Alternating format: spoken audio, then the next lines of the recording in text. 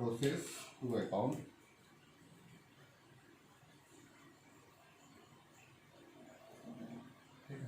To है ना,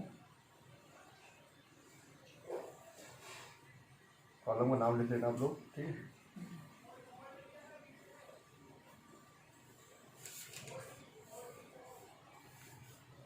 ठीक है, अगर थोड़ा सा चेंज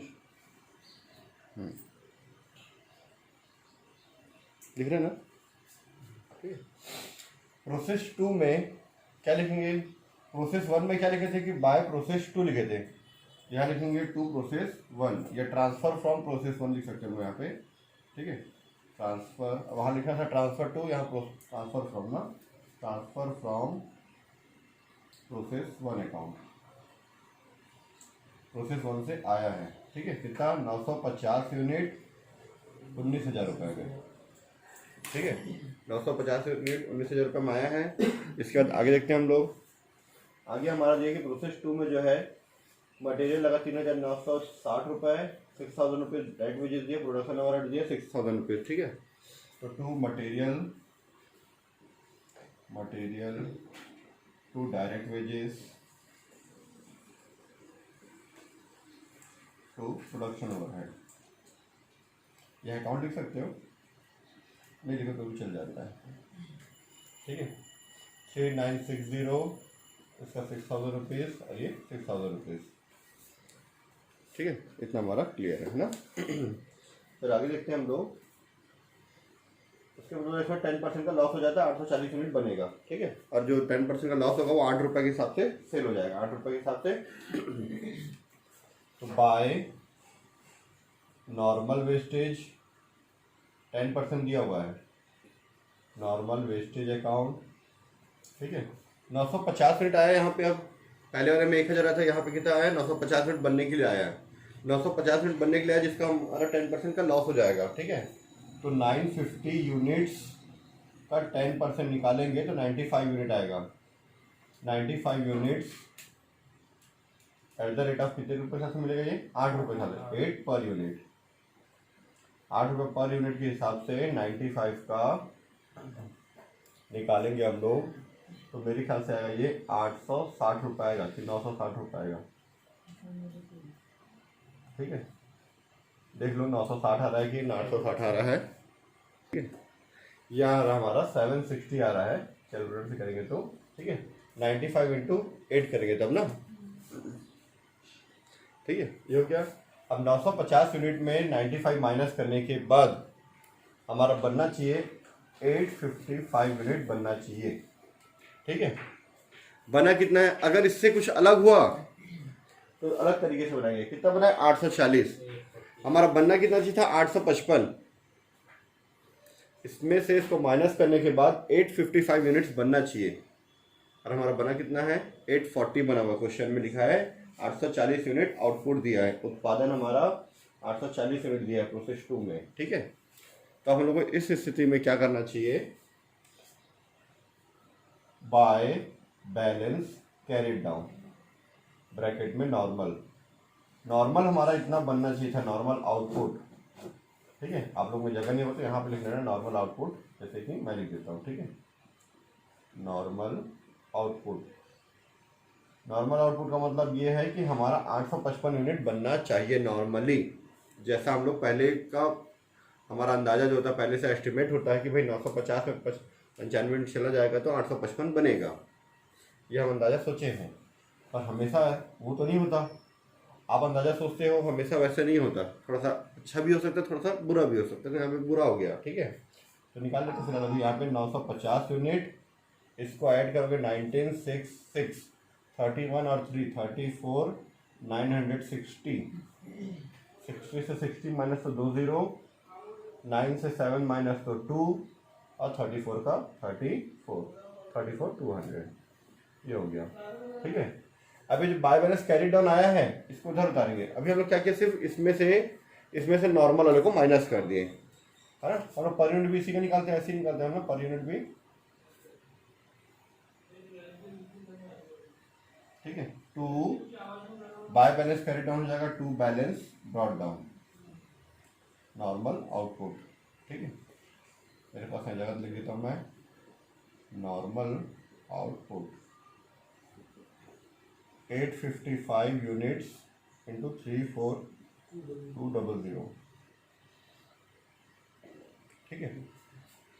अब इसमें से हमारा कितना बन रहा है, 840 यूनिट बन रहा है। हम लोग ये सोचे थे 855 बनेगा, बना कितना है, 840 यूनिट बना है। तो बचा 15 यूनिट जो खराब हुआ है ना। ये 840 यूनिट को लिखेंगे बाय, ठीक है। इसको लिख देते हैं ट्रांसफर टू, ठीक है, ट्रांसफर टू प्रोसेस 3। हम लोग को पिछले में भी लिखा था ट्रांसफर टू प्रोसेस 2 लिखा था, लेकिन हम लोग शॉर्ट में क्या लिख देते, प्रोसेस 2 लिख दिए थे, चलेगा वो भी, ठीक है। इसका जो रेट आएगा वो निकालेंगे eight the rate of rupees per unit करके, ठीक है, या 15 के हिसाब से निकालेंगे बाय 855 में 840 यूनिट खराब होने के मतलब बनने के बाद 15 यूनिट जो और ख़राब हुआ है। हम सोचे थे 855 यूनिट बनेगा, 840 बना है, 55 यूनिट और ख़राब हुआ है 15 यूनिट। जो 15 यूनिट जो और ख़राब हुआ उसको बोलते हैं हम लोग एबनॉर्मल वेस्टेज या abnormal loss, abnormal wastage account, ठीक। इसका भी रेट क्या आएगा, जो हम यहाँ पे कॉस्ट पर यूनिट निकालते हैं वही रेट लिखना है, 10 रुपये पर यूनिट निकाल लेते कितना आता है, ठीक है। फिर टोटल कर देंगे, ठीक है। तो निकालते हैं वर्किंग नोट में, working note cost per unit, ठीक है। टोटल से टोटल को डिवाइड कर दो, 34,960 डिवाइड बाई 950। इतना बनाने का मटेरियल है ना, 950 यूनिट बनेगा, इतना लगा भी था प्रोसेस 2 में, माइनस यूनिट में यूनिट 55 और इसमें से 760, तो यही आएगा हमारा रुपीज़, यही आएगा, सिर्फ जो दिया हुआ है 34,200 डिवाइड बाई 850 यूनिट्स, 855 यूनिट्स। तो करने के बाद देखो कितना आ रहा हमारा, इसमें से इसको डिवाइड करके कितना आएगा चेक करो, तो आ गया हमारा 40 पर यूनिट, 40 पर यूनिट आ रहा है। अब इसको मैं 40 से मल्टीप्लाई करूँगा तो कितना आएगा देख लो, ये 600 रुपये आया, आगे आएगा 33,600 आएगा ये, ठीक है। और टोटल करो तो दोनों का बराबर आ जाएगा, ठीक है। ये बराबर प्रोसेस 2 अकाउंट। अब यहाँ पे अब नॉर्मल वेस्टेज है तो उसको नॉर्मल वेस्टेज का भी अकाउंट बनेगा, ठीक है। अब नॉर्मल तो अब नॉर्मल बनेगा, पहले इतना देख लो। तो हमारा नॉर्मल वेस्टेज अकाउंट जैसे पिछले बनाए थे वैसे ही बनेगा, सेम है ना, नॉर्मल वेस्टेज अकाउंट, ठीक है।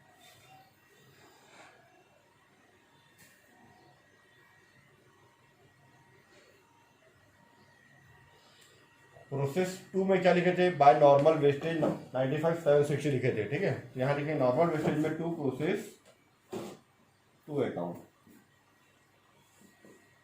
ठीक है, 95 यूनिट्स 760 रुपीज़, ठीक है। उसके बाद ये जो यूनिट है वो सेल हुआ है, अब सेल हुआ पैसा आया है, बाय कैश अकाउंट ब्रैकेट में सेल 95 यूनिट्स 760 रुपीज़, कंप्लीट हो गया, टोटल कर दो, ठीक है। नॉर्मल वेस्टेज अकाउंट आसान था, ठीक है। अब नॉर्मल का बना लेते हैं, अब नॉर्मल वेस्टेज का, अब नॉर्मल वेस्टेज अकाउंट,